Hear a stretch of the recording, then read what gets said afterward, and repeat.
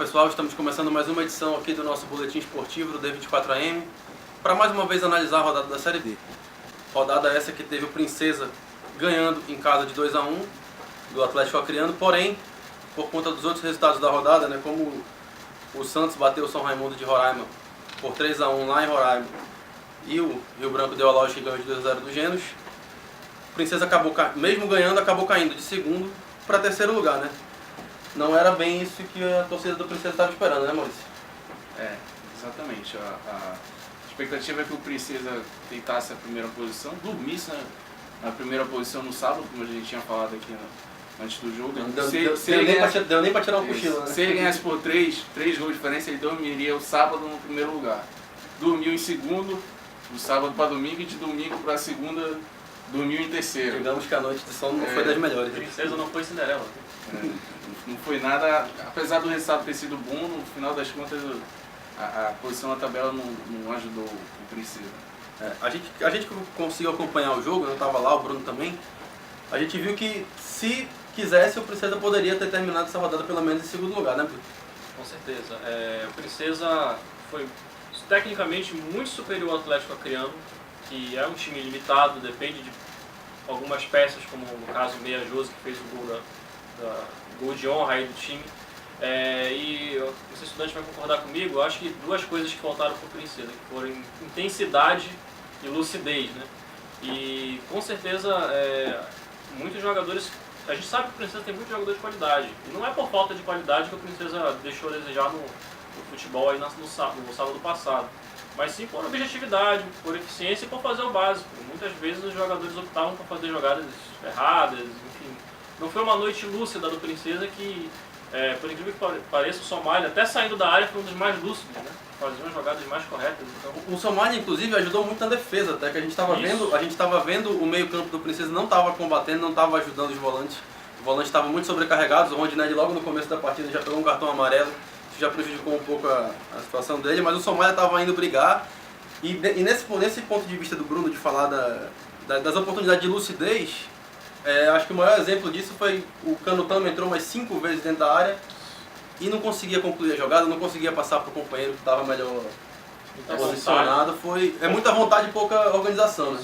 Essa questão dos volantes também tem muito a ver com o problema do Princesa na lateral, né? Desde o começo jogando improvisado nas duas laterais, principalmente na direita, né? Delcinei jogando improvisado, deixando um buraco aí, avenida Delcinei. E aí sobrecarrega os volantes, que tem que marcar, se redobrar, marcar no meio de campo, na lateral. Isso prejudica muito o time e tem que resolver logo esse Princesa. A gente não vê notícias do Princesa indo atrás de laterais, isso é preocupante, né? Mas tem meia vindo aí. Tem novidade aí. O Fininho tá chegando aí, a gente tem essa informação em primeira mão, né? O Fininho chega na madrugada de segunda para terça, já treina no treino de terça-feira. E provavelmente já deve ser, provavelmente não, depende da avaliação, claro, do técnico Charles Guerreiro, mas é um jogador de condução de bola e de passe final excelente para poder entrar nesse time e para reforçar o que o Princesa precisou muito nesse jogo contra o Atlético Acreano, que é calma, bola no chão, toque de bola, para poder você estar com uma vantagem, administrar a vantagem e poder fazer um placar mais elástico, né? Foi o que faltou. Com o Fininho, sai o Flamel ou sai o Flamel? Flamel. Acho que fica difícil imaginar ele jogando com mas eu não acho que o Flamel foi tão ruim assim, não. Eu acho que... Ele chutou uma bola na trave, não foi? Chutou, que originou no gol do Branco, né? Ele não foi tão mal, mas eu tenho certeza que o Fininho tem muito mais a acrescentar, até pelo entrosamento que já tem com o Michel e com o restante da lei. O Maurício falou um pouco do problema nas laterais. A gente no comecinho do jogo viu que o Atlético conseguiu entrar ali umas 2, 3 vezes aproveitando as costas ali do Delcinei e por muito pouco o Princesa não começou essa partida atrás do placar. O Atlético teve pelo menos umas 2 chances claras ali de gol que acabou batendo para fora e teve uma cabeçada que foi muito bem defendida pelo Paulo, né? Paulo Bosley. Eu ainda não aprendi a falar esse Bosley, né? Mas a gente vai se esforçar. Então foi muito complicado ali nesse comecinho de partida, depois melhorou um pouquinho. Mas ficou muito clara essa deficiência na partida, né? No comecinho do jogo, principalmente, deu pra ver que o Princesa foi bastante ameaçado. Mas o jogo em si, o primeiro tempo, principalmente, foi até bom, né, Bruno? O que você dá como destaque no jogo? Destaque, assim, podem me criticar, mas eu ainda gostei bastante ali do Michel ainda me pareceu o jogador mais lúcido, né? Uma das poucas momentos de lucidez ali. Mas eu gostei do Branco também, eu acho que depois ele deu uma cansada. Gostei do Somália, gostei do time em si, mas acho que ainda gostei um pouquinho mais do Michel. Isso, o Branco foi muito bem, na minha opinião também. Eu acho que foi um dos melhores do time, apesar de ter cansado. É um jogador muito objetivo, muito experiente, sabe o que faz com a bola no pé e é isso que a gente precisa na Série D, né? É ter objetividade, ter cabeça para poder vencer, fazer o básico, né? Que vencer o Atlético Acreano era o básico. Agora, o que era necessário era uma goleada, um placar mais elástico, pelo menos um 3-1 aí que poder ver, mas pelo menos fez o que era para ter feito, que era o Acho que o destaque, pelo menos fora de campo, foi a falta de público, né? É, isso aí. A gente cantou a pedra aqui, né? A gente tinha comentado já antes do jogo, os preços dos ingressos sofreram um aumento de 50%, passaram de 20 para 30 reais e caiu naquilo que a gente falou. Daria, a tendência era o prejuízo ser maior. Foi exatamente o que aconteceu. Por exemplo, o primeiro jogo contra o Rio Branco, o primeiro jogo do Princesa em casa, ele teve um público pagante de 1.367, renda de 20 mil reais e um prejuízo de 705 reais, que é aquele quando tu pega no borderô, você tira as despesas com a renda líquida e aí você vê se tem prejuízo ou não. O primeiro jogo teve prejuízo de 705 reais. No segundo jogo, que foi agora no sábado, o público pagante foi de 660 torcedores, ou seja, a metade do que deu no primeiro jogo, porque o ingresso estava mais caro. A renda deu 14 mil reais, menor do que foi no primeiro jogo, mesmo com o ingresso sendo mais caro. E o prejuízo também foi maior, o prejuízo foi de 6 mil reais, 6.037 reais. Somando os dois jogos, o Princesa teve um prejuízo de 6.742 reais. Não é pouca coisa para um clube que disputa a Série D. Esse valor de 6 mil reais, se a gente pegar como base, é a média salarial de um clube desse, que disputa a Série D. E tem novidades em relação a isso. A diretoria do Princesa já avisou que os jogos Manaus vão continuar no sábado, só que vão ser mais cedo, às 17 horas. Mais uma tentativa do Princesa para ver se atrai o torcedor. E o ingresso também baixar o preço, né? Voltar a ideia original, né? Voltou os 20 reais e 10 reais, jogo sábado à tarde com valor de 20 reais, 10 reais, agora não tem desculpa pro torcedor não ir. Tá bacana, tem que ir e tá legal, é só acompanhar. O problema, o que eu vejo o problema dessa incerteza de você começar com 30, de começar com 20, subir para 30, baixar para 20, acho que até o torcedor fica um pouco meio com o pé atrás, assim, fica um pouco preocupado de ver a organização do seu time, né?